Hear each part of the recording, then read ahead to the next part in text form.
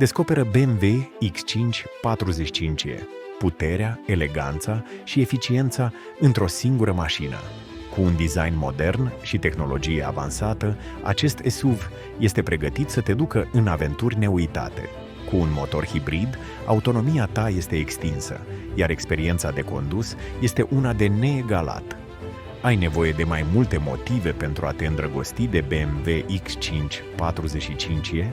Ei bine, suspensia și sistemul de tracțiune integrală îți oferă stabilitate și control perfect, iar interiorul luxos te va face să te simți ca într-un hotel de 5 stele.